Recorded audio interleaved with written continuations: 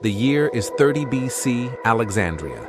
Cleopatra VII, the legendary queen of Egypt, stands on the terrace of her palace, gazing at the waters of the Nile River. Once the most powerful woman in the world, this 39-year-old ruler is now on the brink of losing everything. The cold shadow of Rome stretches over Egypt's golden lands. Octavian, Julius Caesar's nephew and Rome's new master, has arrived at Alexandria's gates with his army. There's still a spark in Cleopatra's eyes, but whether it's born of hope or vengeance, no one can tell. The story begins by winding back to Cleopatra's final years. In 31 BC, everything changes at the Battle of Actium. Cleopatra, united with her lover and ally Marcus Antonius, faces Rome, but the battle turns against them. Antonius's ships scatter before Octavian's fleet. Cleopatra flees the battlefield with her own vessel. Some call it betrayal, others a desperate bid for survival. Antonius follows her, but this seals his doom. When they return to Alexandria, Antonius is a broken man. Cleopatra, however, is still plotting.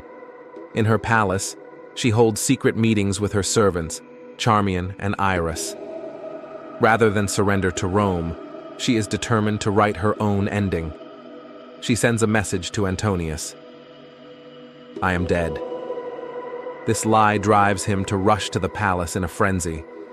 Bursting through the door, he finds Cleopatra alive, but their reunion is brief. Octavian's soldiers are closing in. "You cannot live without me," Antonius says, plunging his sword into his chest and dying in Cleopatra's arms. Cleopatra is now alone, but she doesn't give up. Octavian intends to take her captive, parading her in chains through Rome in a triumph. Cleopatra refuses to let that happen. In a hidden chamber of her palace, she devises her final plan with her servants. Historians say she had a tomb prepared at this point, but its location remains a mystery. Some believe it lies off Alexandria's coast, beneath the sea in a temple. Others claim it's along the Nile, in a secret underground chamber. Cleopatra designs a tomb filled with gold, jewels, and Egypt's sacred symbols. On the last night, Cleopatra hosts a feast. Roman envoys arrive, trying to persuade her to surrender. Clad in silk and wearing a golden crown, she sits at the head of the table. She smiles at the envoys, but her eyes are sharp as poison. A basket of figs is brought to the table. The envoys don't notice, but hidden among the figs is a snake, an Egyptian cobra, an asp. Cleopatra knows its venom is swift and painless.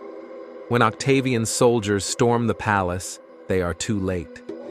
Cleopatra lies on her throne, 2 small puncture marks on her arm. Charmian and Iris are beside her, having followed their mistress in loyalty. Peace rests on Cleopatra's face. She has chosen her fate over submission to Rome. Octavian is furious. Failing to capture Cleopatra alive tarnishes his victory. But the true mystery begins here. Cleopatra's body and tomb vanish. Some say her servants secretly carried her body to the tomb.